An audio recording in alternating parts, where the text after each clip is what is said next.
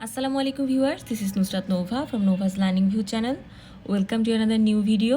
আজকের ভিডিওতে একটা গুরুত্বপূর্ণ টপিক নিয়ে আলোচনা করব। তো টপিকটি হচ্ছে what is bottom up and top down in reading. অর্থাৎ যে চারটা স্কিল রয়েছে সেই চারটা স্কিলকে কিভাবে আমরা শিখতে পারি, অর্থাৎ সেই স্কিলগুলো আমরা নিতে পারি, তার জন্য প্রত্যেকটি স্কিলের আলাদা আলাদা হচ্ছে কি স্ট্র্যাটেজিস আছে, যেমন রিডিং, রাইটিং, লিসেনিং, স্পিকিং। তো আজকের ভিডিওতে আমরা আলোচনা করব একটা রিডিং স্ট্র্যাটেজিস নিয়ে, যেমন সেটা হচ্ছে bottom up and top down. Bottom up reading means understanding the text by reading the linguistic form in the text. অর্থাৎ বটম আপ রিডিং মানে হচ্ছে, যেটাকে একদম সহজ ভাষায় বলতে গেলে, যে যদি কোনো টেক্সটকে আমরা নিচ থেকে উপরের দিকে পড়তে যাই, তো এই ক্ষেত্রে যেটা করতে হবে আমাদেরকে লিঙ্গুইস্টিক ফর্মগুলো আগে কী করতে হবে, জানতে হবে। অর্থাৎ যে ভাষাগত যেই স্ট্রাকচার হোক বা ওয়ার্ড মিনিংগুলো হোক, এসব আমাদেরকে কী করতে হবে, আগে জানতে হবে। Readers focus on each word and sentence and understand the meaning.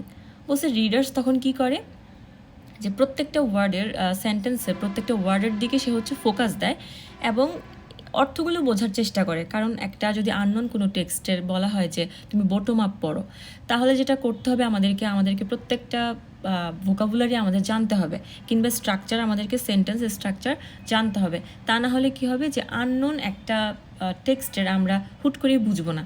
কিন্তু যদি আমাদেরকে বলা হতো যে টপ ডাউন পড়ো, তখন আমরা কি হতো, 2-3 লাইন পড়লেই জাস্ট একটা আইডিয়া চলে আসে যে এটা কি হতে পারে, এমন টাইপের এখানে মূলত বলেছে। অন দ্য আদার হ্যান্ড, অন্যথায় top down reading means understanding the text using the readers background knowledge. অন্যথায় এটা বলা যেতে পারে টপ ডাউনটা হচ্ছে এমন টাইপের স্ট্র্যাটেজি পড়ার ক্ষেত্রে, রিডিংয়ের ক্ষেত্রে, যেটা কিনা স্টুডেন্ট হচ্ছে তার সেই টেক্সটটা বুঝবে কিসের উপর ভিত্তি করে, তার হচ্ছে ব্যাকগ্রাউন্ড নলেজের উপর ভিত্তি করে। এখন ব্যাকগ্রাউন্ড নলেজ বলতে কি বোঝায় সেটা আমরা সবাই জানি।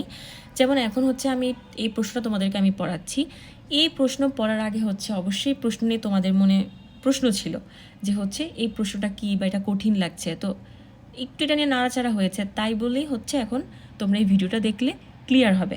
কিন্তু তার আগে হচ্ছে যখন তোমরা আরও ফার্স্ট ইয়ার সেকেন্ড ইয়ারে ছিলে, তখন অবশ্যই এই ভিডিও দেখার পর তোমরা বুঝতে না।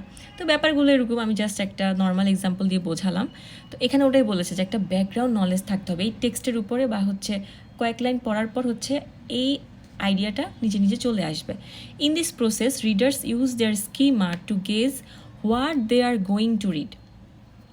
এই ক্ষেত্রে হচ্ছে যে স্টুডেন্ট থাকবে বা যে রিডার্স থাকবে, তার হচ্ছে সে একটা গেস করতে পারবে যে আসলে আমি কি পড়তে যাচ্ছি, এক্ষেত্রে সে সেটা করতে পারবে। This helps them comprehend the main idea based on their prior knowledge about the contents in the text.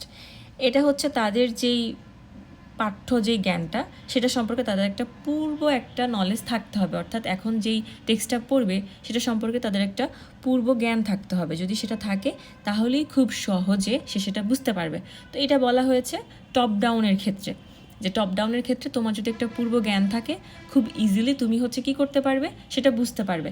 কিংবা হচ্ছে কি, তুমি যখন 2-3 লাইন পড়বে, তখন তুমি মনে মনে একটা আইডিয়া করে নিতে পারবে যে মেবি এটা নিয়ে বলছে। যেমন আমরা যদি কোনো একটা স্টোরি পড়ি, তাহলে আমরা বুঝতে পারি যে এটা কী টাইপ স্টোরি হতে পারে, এটা কি রোম্যান্টিক, এটা কি মোরাল, এটা কি ট্র্যাজিক, এটা কি কমিক, কোন টাইপের এটা হতে পারে, সেটা হচ্ছে আমরা আইডিয়া করে নিতে পারি। তো সংক্ষেপে বলা যেতে পারে top down and bottom up দিয়ে এগুলোই বোঝানো হয়েছে।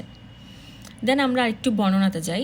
সাম রিসার্চার্স সেই that the bottom up process is better than the top down process is better than the bottom up process.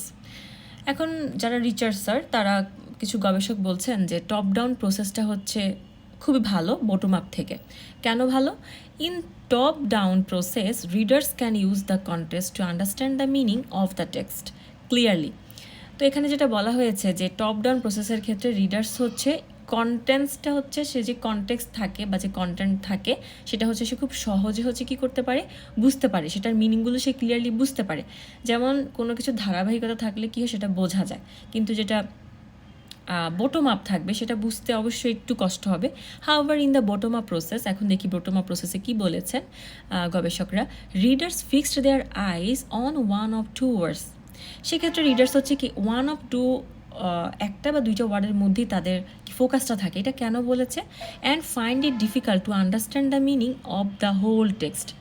আচ্ছা, আগে এটা বলি যে কেন বলা হয়েছে যে চোখ একটা বা দুইটা ওয়ার্ডের মধ্যে থাকে। এটা এই জন্য বলা হয়েছে যখন তুমি কোনো টেক্সটের নিচ থেকে উপরে পড়বে, অর্থাৎ বটম থেকে আপে যাবে, তখন যেটা হবে যে এই ক্ষেত্রে যেটা হয় যে স্টুডেন্ট হচ্ছে ওয়ার্ডের অর্থ যে মিনিংটা বের করে করে হচ্ছে পড়তে হয়। এটা করতে গেলে কী হবে, কনসেন্ট্রেট হচ্ছে শুধুমাত্র ওয়ার্ডের দিকে থাকে, যে এই যে আমি টেক্সট পড়ছি, টেক্সটের কী ব্যাকগ্রাউন্ড হতে পারে বা টেক্সট থেকে আমি কী নিতে পারি, কোনো কিছুই তখন ওই দিকে মনোযোগটা থাকে না। এখানে ওটাই বলেছে, এবং এটা বলেছে এখানে যে এই ক্ষেত্রে যেটা হবে যে ওয়ার্ড বের করে করে পড়তে গেলে দেখা যাচ্ছে আমরা পুরো টেক্সটের কী মিনিং করলো সেটাই আমরা বুঝতে পারলাম না, সর্বশেষ এমনই হয়। Yet, it is important to use both the approach while reading because good readers use both together to get the main idea.